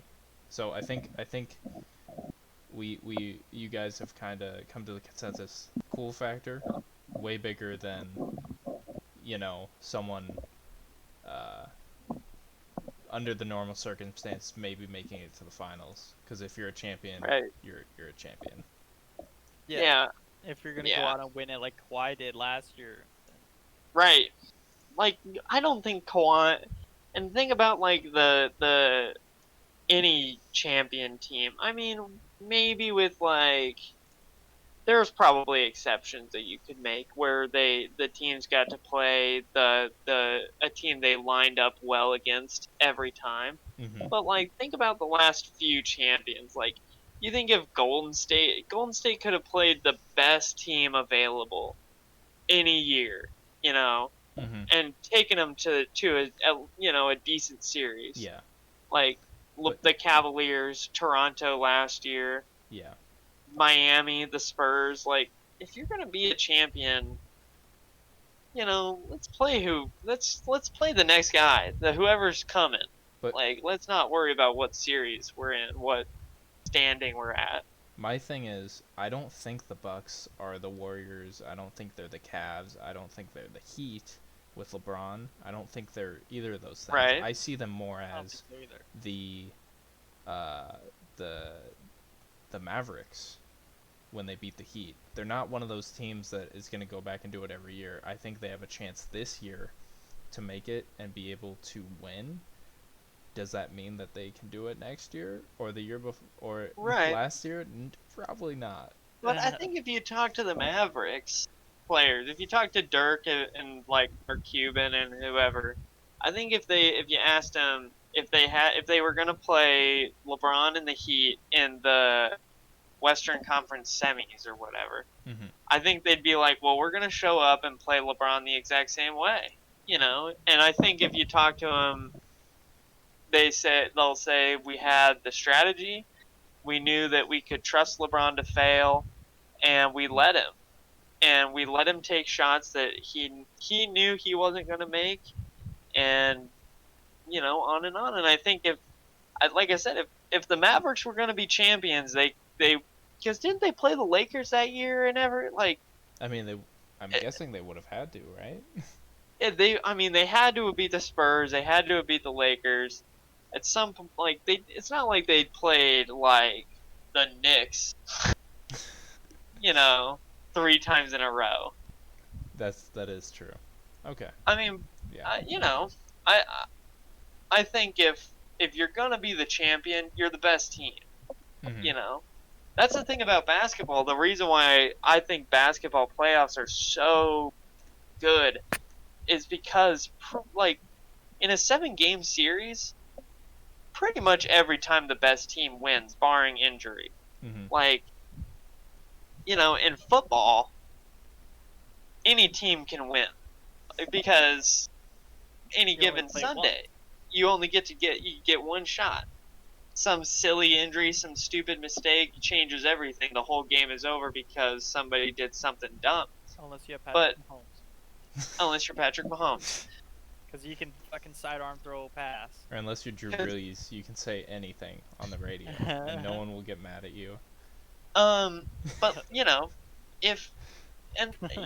I think maybe I don't know. There might be some times where 2 teams were really equal, and it's hard to say who was actually the better team, and one just kind of came out on top.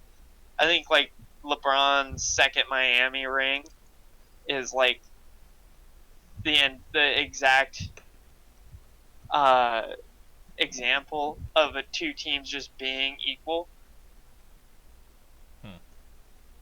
Like, Yeah. I mean, the Spurs pretty much had that, and Ray Allen hit a shot of all shots to give the Heat another chance that next time. Yeah. Game 7. True. Okay. But yeah.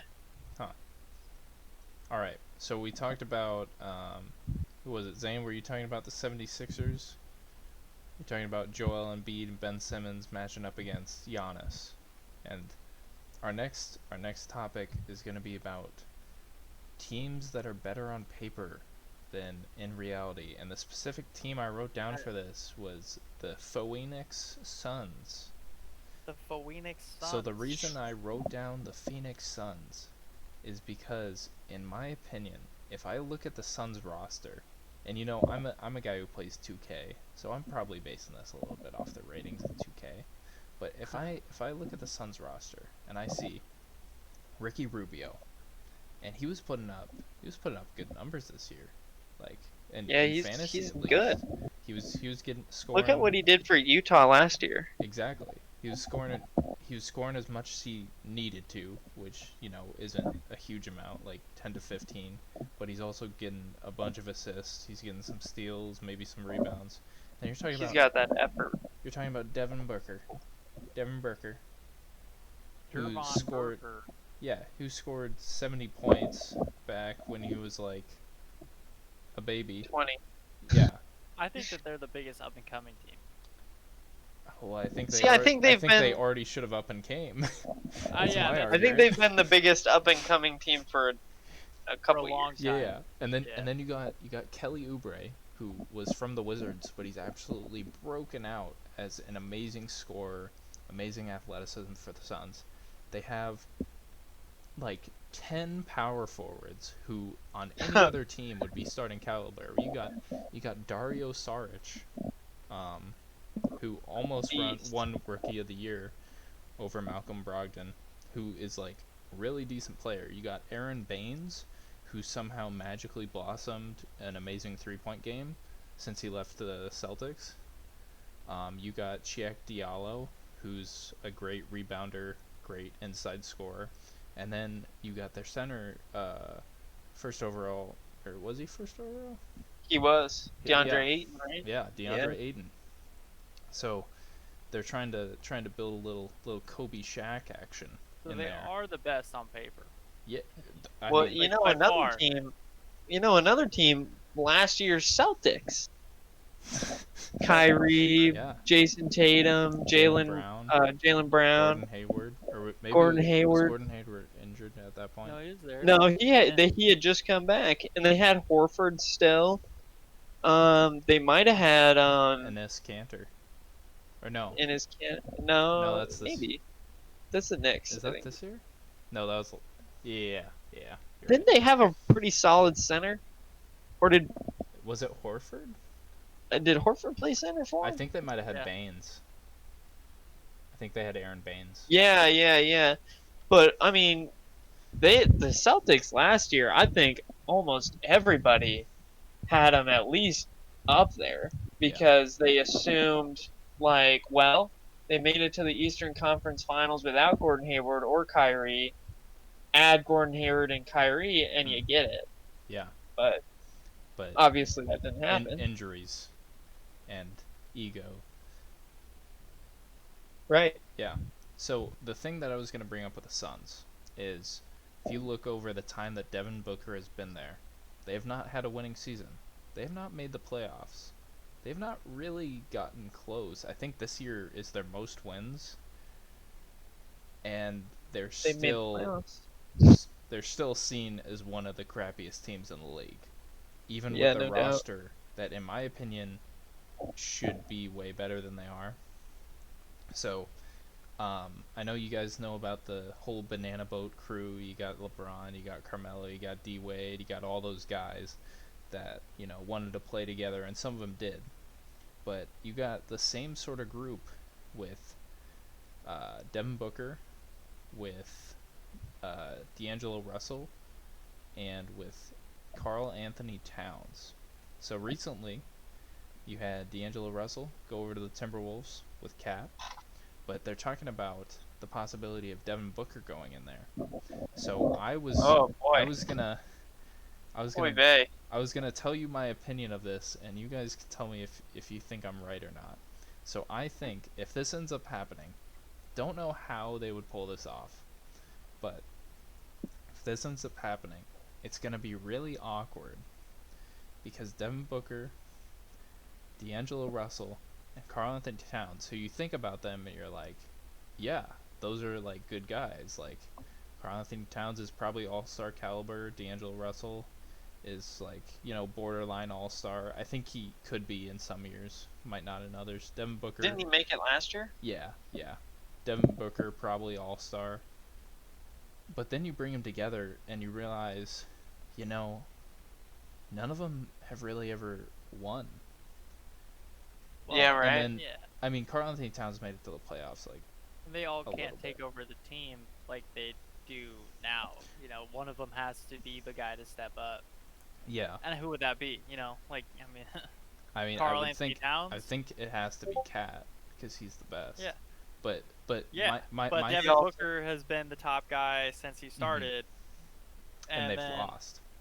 Yeah, And And then- they should be winning based on their team. So I think it's going to be really awkward when you get all these guys together. You're like, the D'Lo's Timberwolves good. GM is like, we got D'Angelo, who was like amazing for the Nets back when he was there, like led them to the playoffs. Yeah. Yeah. Kind of won a little bit, and then you got Cat, and you're like, oh, he's like one of the best centers in the league without a doubt. He can like stretch the floor, he can do everything. Then you got Devin Booker, like pure scorer, amazing guy, and then you bring them all together, and you're still not making the playoffs. And yeah.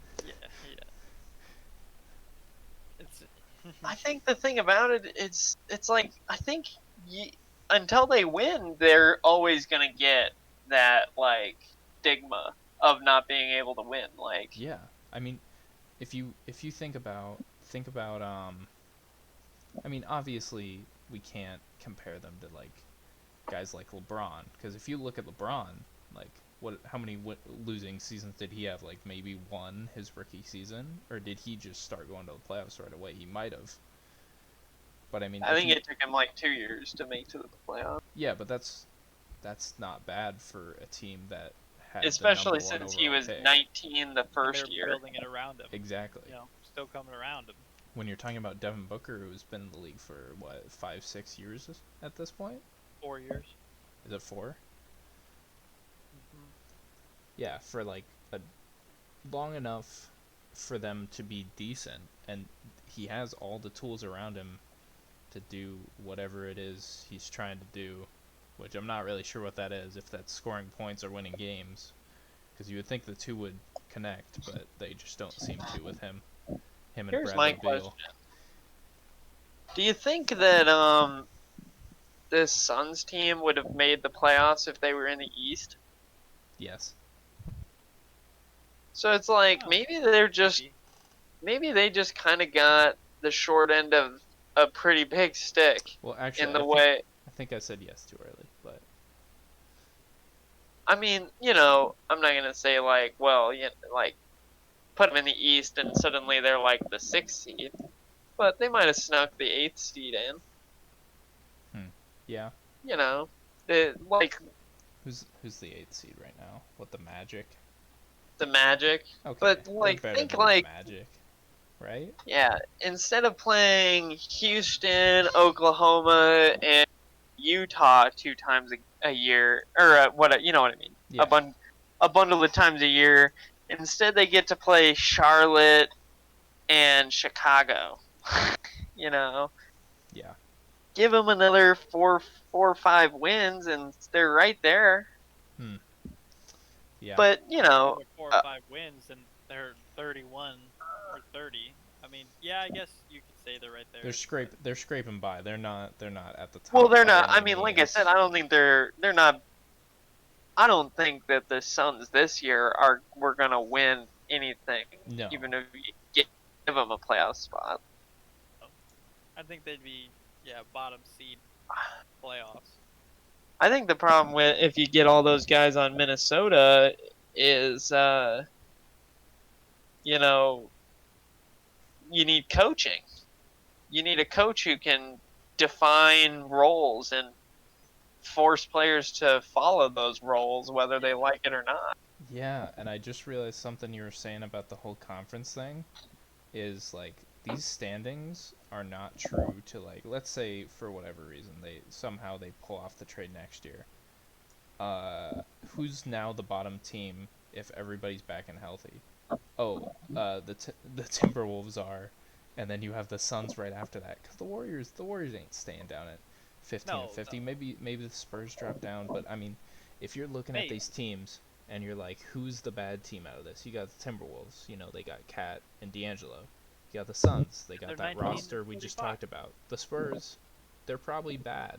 They're probably not great. They have some old players. You got the Kings, They who are have, up and coming. You got the Pelicans, who are up and coming. You got the Trailblazers, who are great and somehow are ninth. You got the Grizzlies, who are up and coming and all are probably already there because they're eighth. You got the Mavericks, who are amazing. The Rockets, the Thunder, the Jazz, the Nuggets. How can they fit in? yeah. Well, I think that they'd go right there on 8. I think they would have in the West. I mean, yeah. No, I I don't think know. Oklahoma is gonna. I mean, next year we got to talk about next year. I think Oklahoma is gonna drop off if Chris Paul leaves and they have to go into a little bit of a rebuild. That's Yeah. fair, but that's OKC is gonna suddenly be 14. but Though. we're talking about Golden State's coming back up.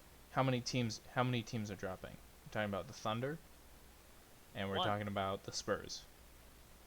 Yeah. Who out of here is gonna get better? The Lakers stay the same. Clippers stay the same.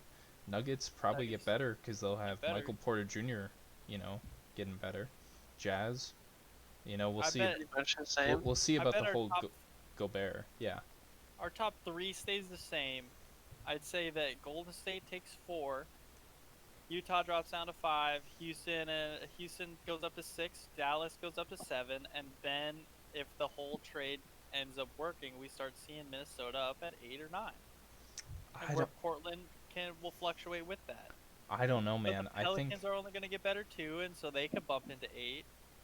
I think And then I think you're gonna see the Timberwolves behind the Grizzlies, Trailblazers, and Pelicans. I think they can beat the so they'd be Kings at 9 if or they 10. get who they get. But like the Grizzlies this year, who did the Grizzlies add? John Morant. Like he has completely That's it. transformed their team. Like he's legit. Yeah. Once you get that guy, yeah, suddenly it all falls. Look at Golden State. They got Steph, and all of a sudden And Clay Clay. came. Draymond Clay came. Iggy. Iggy. I mean, Iguodala's on Memphis right now, for God's sake. Yeah. Mhm. I mean, the Timberwolves aren't gonna beat the Trailblazers. I mean, the Trailblazers, they got Dame. Not next year. No. Dame Yeah. Dame has been going off this year. He's hitting Steph Curry shots. He's hitting better than Steph Curry 3-pointers. And they got C.J. McCollum, who's still, the number 2 great scorer. I don't know if they keep Carmelo around as some scoring, but they have Yusuf Nurkic, and did they have who is Enes Kanter? Where is he? I think he's on that team. But don't they have Seth Curry, too? He's on the Mavs. Ah. Okay, Enes Kanter is on the Celtics. He was on the Trailblazers at the end of last year. Oh, they have Whiteside. That's who they have. Yeah. And their actual good center, Yusuf Nurkic, was out, so they have both those guys to go up against Cat. Like, no. I just don't think you can win it without, like, you have to have a person who's the defined number 1 scorer, and I don't think that guy can be a center. No, Yeah. probably not. I'd agree with you on that. Like, I think look that's at why the 76ers. yeah, Right. look at Yusuf Nurkic, or I'm sorry, Nikola Jokic. You said Yusuf Nurkic just a second. got confused. They're basically the But same like guy. Nikola Jokic, he's probably the best, one of the better centers in the league right now. Mhm. But he's not the scoring guy. He's the guy who's like, watch me get 20, 10, and 10. Mhm. I'm gonna have my rebounds. I'm gonna have my points, but I'm getting assists. That Like, is He's true. playing at is center. is Cat gonna, is Cat gonna go from being the guy with like 26, 15, and is he gonna go and be 20, 15, and 10? Hmm. Well, no, And I then would say Cat's if you're looking at centers in the NBA right now, I would say on the spectrum, if you look at, let's say, the spectrum from Nikola Jokic, who's more like he can get his points, he gets his rebounds, but he's also a pass first center, all the way to Anthony Davis, who's like the dude. He's scoring all this stuff. I would say Cat's closer to Anthony Davis. Like, he can definitely score, but I don't think he's gonna score like 30. I don't think he's gonna average 30, which right, you need to do. I don't know. Like, can D'Angelo Russell become that assist guy then? Because they have to have an assist guy. Like, Yeah, you have to have a guy who's willing to do the less glamorous, 10, 10, and 10 and it ain't gonna be instead. D-Book, and it ain't gonna be Cat, so it's gonna fall to Yeah, D'Lo. yeah, Yeah, you right. won't have that either, though. I mean, think about all the best teams. Like, all the best teams had a guy who was like, no, my goal tonight is 10, 10, and 10. Like, I mean, Yeah, Draymond. yeah, Like, I don't think if you ask Steph or Clay, like Steph and Clay might have been, fourth and third seed their whole career, but they might never have won without Draymond. no, I agree. You definitely do need someone who's just there to run the offense and make plays for others. That's why guys like Ricky Rubio get jobs. Yeah, yeah, that's why guys like I mean, I'm a huge fan of Rajon Rondo because that's all he's done his whole career. It's just been like, I'm not gonna score a bunch of points, but I'm gonna come out here and get a triple double and help my team win. Yeah. So I don't know. Like, I just don't think D'Lo and Devin Booker are gonna be good next to each other. No. Like, cause I think they both think that they're the number one guy, and neither of them are willing to admit that Cat is. Ask You know, Embiid. Fact. Let's ask Embiid about it. Say that again? about We should ask Embiid who's the best. Oh. I On know how much he likes Cat. does Embiid not like Cat? What? I didn't know that Embiid didn't like Cat. They like fight every game. I mean, Embiid fights with everybody. I think if the Timberwolves are really looking for it, they've already got D'Lo and Carl Anthony Towns. I think they'd be better off um, going for like a super solid forward, Like like Andrew Wiggins. yeah, no. I don't know. I'm trying to think of somebody that they would really really want, but it's Oh, hard to say. I also want to say this. Think of some forwards while I'm saying making this little comment.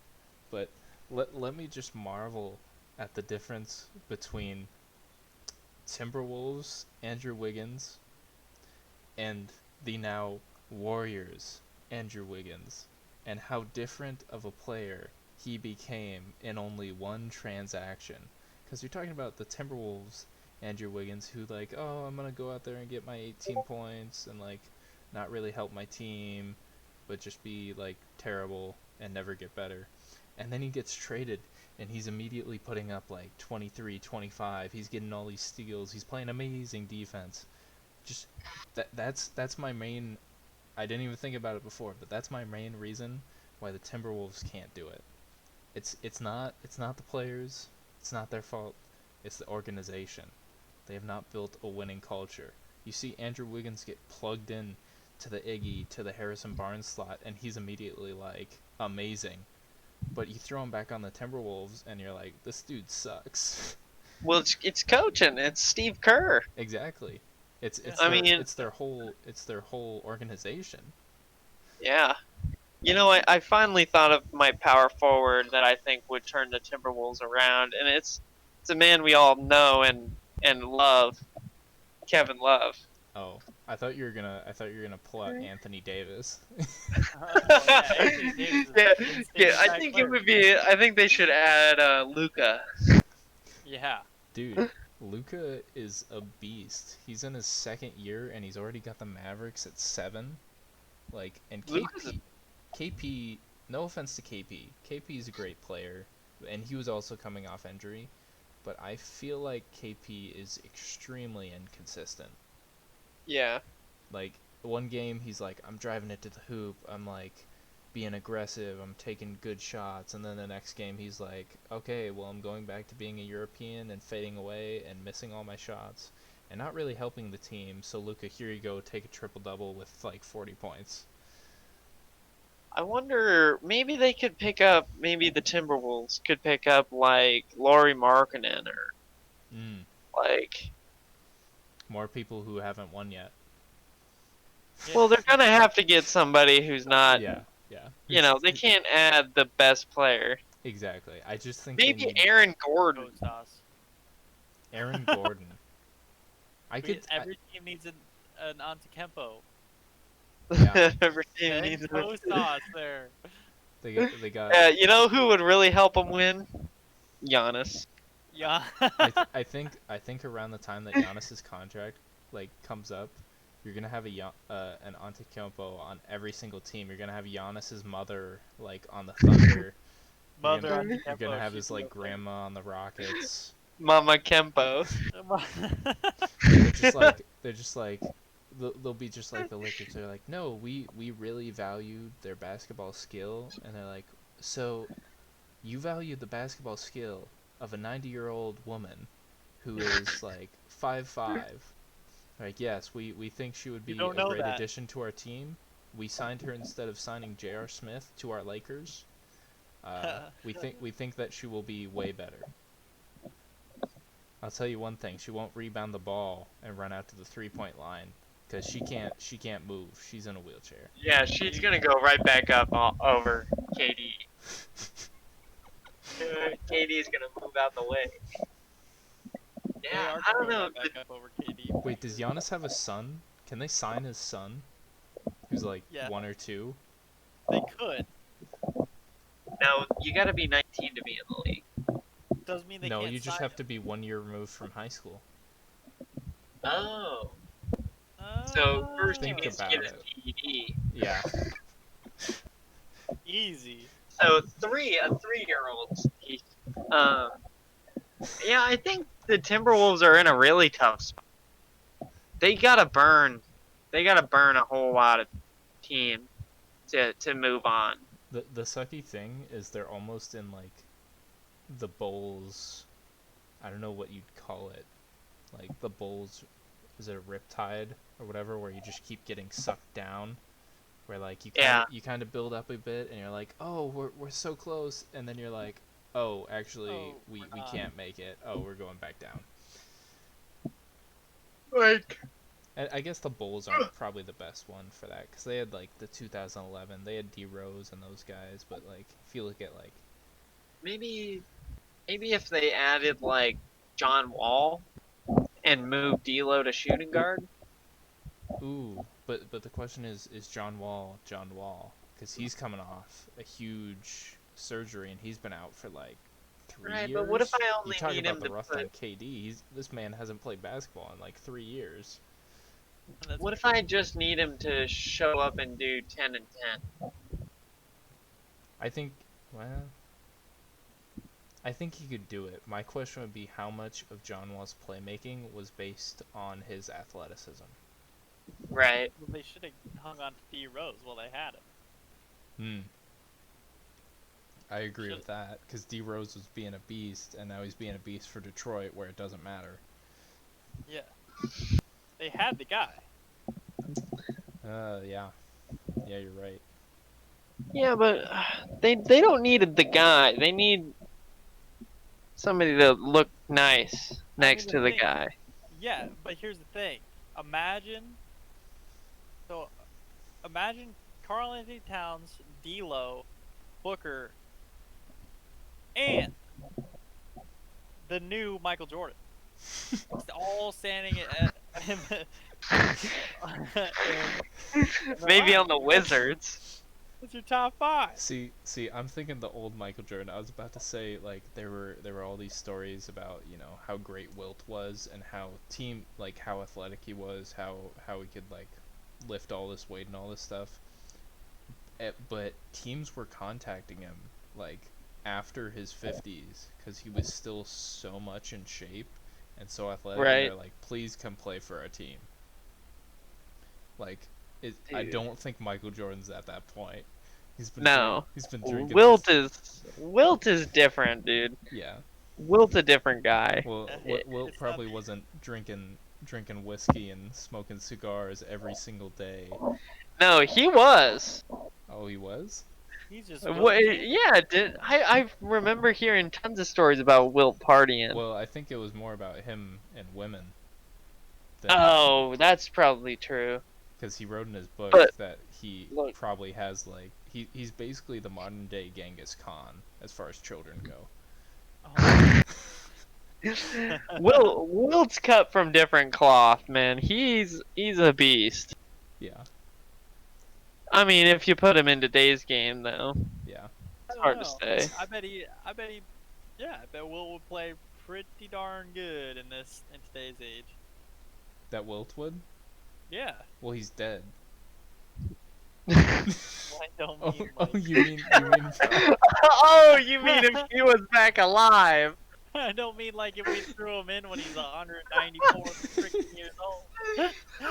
I mean if we threw him in his prime.